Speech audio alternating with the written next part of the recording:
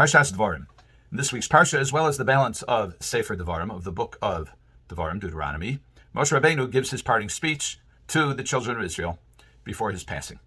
And he gives Divrei Moser and Tochacha, that is, words of reproof, as well as words of encouragement. And in Perek Aleph, Pasuk Chaf Beis, that is chapter 1, verse 22, and subsequent verses, Moshe Rabbeinu recapitulates the events of the Meraglim, of the scouts who went to scout out the land, and came back with, regrettably, a negative report, except for the minority of Kalev and Yehoshua. So Moshe supplies some additional texture here, some additional detail. He says, for example, that this was the proposal to send out spies. Here he says, Vayitav be'inai hadavar. The proposal to send out people to check out the topography and the approaches was a good thing for him. But then he says in verse 26, Chavav, he says, even though you came back with a report and with evidence that the fruit, that the land was good, he says, V'lo avisem la'alos. You didn't want to go up. You didn't want to go into Eretz Yisrael. V'tamrus pi Hashem Elokechem. And you rebelled against the word of the Lord your God. Now listen to this next verse. V'teirognu ba'ohalechem. You spoke disparagingly in your tents, your homes. V'tomru, and you said, listen to this claim. B'sinas Hashem osanu otzionu me'eretz Mitzrayim. In God's hatred for us, He took us out of Egypt. To deliver us to the hands of the Amorites, to destroy us. The Bnei Yisrael, the children of Israel, are saying that God took us out of Egypt, took them out of Egypt, because He hated them.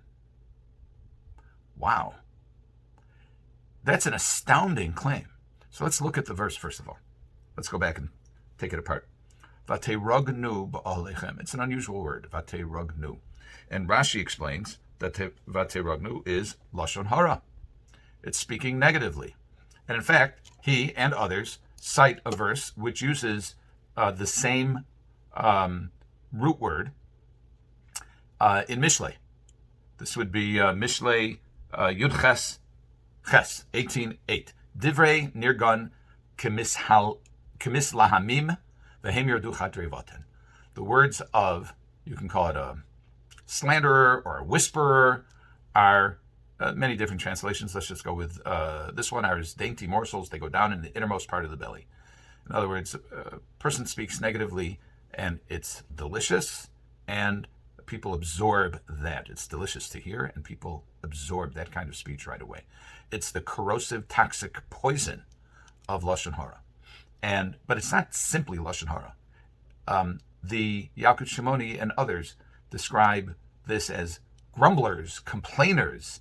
Rabbenu Yonah says, "Nirgan hubal hatluna." Somebody who's a near gun, who engages in this activity, is a complainer. Shemislonein tamid al reyav. He's always complaining about his friends, about people he's around. Vayipasem b'divrayim u'maiseyim, and he catches them in their words or in their actions. V'yodun bahem kiniskavnu liklono, and he's always judging them unfavorably, that they're trying to get him. It sounds very much like people who have persecution complex, or they're always perpetual victims. This is people who engage in, these are divrei nirgun, a murmurer, a whisperer. So Rashi quotes this verse. It's based on other midrashim as well, and he says they're speaking lashon hara. In fact, the Yalkut Shimoni and others, Psikta, they say that we're taught that they sat in their dwellings, they cried like mourners over the fact that they had to go into Eretz Yisrael and that God took them out of Egypt. And they took their children on their laps and they said to you, woe unto you, you sufferers, you afflicted ones, you're tortured. Tomorrow they will nail you to the stake. So not only were they grumblers, but they poisoned the atmosphere, not just for their peers, but even for their children. They taught their children to be victims. Now, how could this be? The Meforshei Rashi and others ask, how could anybody make a claim that God took us out of Egypt to torture us, that He took us out of Egypt because He hated us? Where did that come from? Where's the basis, in fact, for this? And Rashi says that it could be because they perceived Eretz Mitzrayim as being a more fertile, hospitable, productive land than Eretz Canaan, than the land of Canaan. And they said, if God left the Egyptians in Egypt and took us out of that wonderful land and brought us to this difficult land, it must be because he hated us. He hates us. It's an astounding claim, especially in light of the fact that God brought makos, plagues, on the Egyptians, not on the Jews, that the Jews were safe in the land of Goshen, that he crossed the sea. He crossed them through the sea. He split the sea and crossed the Jews through the sea. That he gave them food daily, the mun, and protected them with the ananei hakavod, with the clouds of glory, and with the amud esh, with the pillar of fire, and gave them water through the desert for 40 years. He hated the Jews. It's astounding. But this is the conclusion. And Rashi makes what is a profound psychological observation. And he says as follows. He says it's a ridiculous claim. He says, "V'hu hayos oheveschem," but God loved you. Avalatem sonimoso, but you hated, and we could put this in quotes. It's a bit strong, but perhaps resented God.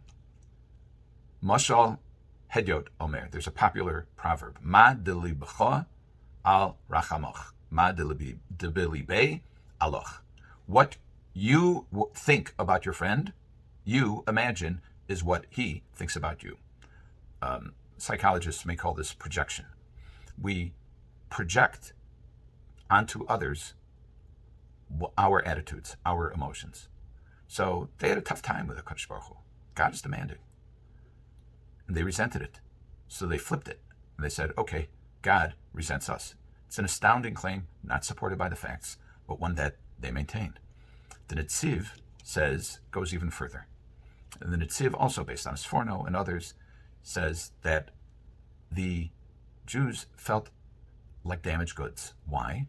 As we know from the Medrash that talks about the challenge of the Malachi Asharis, the ministering angels, when the Almighty split the sea and caused the Egyptian tormentors to die and left the Bnei Yisrael, the children of Israel, alive, the Malachi Asharis said, Halalu of the Avodah Zarah, v'halalu of the Avodah Zarah. Why are you preferring one group of idol worshippers over another? In other words, Bnei Israel, while they were in Egypt, were of the Avodah Zarah. They said they succumbed to the atmosphere in Egypt and they served idols. The Netziv says that they went through the desert considering themselves damaged goods, that they were idol worshippers. They may not have been idol worshippers at the time, but they knew that they had been idol worshippers, and they assumed that God hated them for it. So why did he take them out of Egypt? It's still a ridiculous claim after all these miracles. So they came up with a theory. It's true that God promised to the forefathers that he would bring their descendants into the land of Israel. But they figured, he says, that God would bring out the Bnei Israel from Egypt, who they asserted he hated, but then they would have children, and he would fulfill his promise through the children.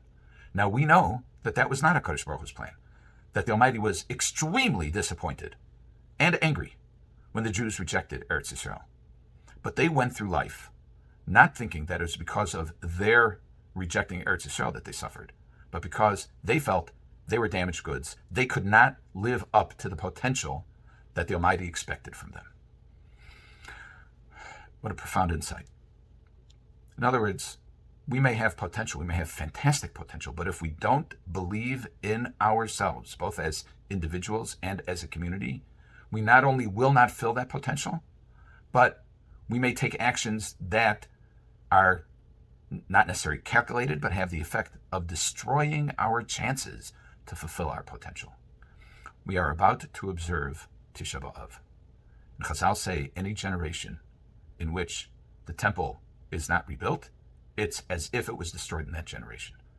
And many of us are tempted to succumb to a resignation over our condition and say it's not possible. But as soon as we say it's not possible to be masakein, it's not possible to fix, we are dooming ourselves to not fixing. Kadosh Baruch Hu put us here. We are in this situation, and we have in our hands the keys to redemption. If we do tshuva, if we love each other, not Avas Chinam, but Avas Yisrael, not without merit. Loving another Jew is never without basis. We love each other. We do mitzvos, we do tshuva, we do the absolute best that we can, and we believe in ourselves. We can see the rebuilding of the Beis HaMikdash in our lifetimes. Have a good Shabbos.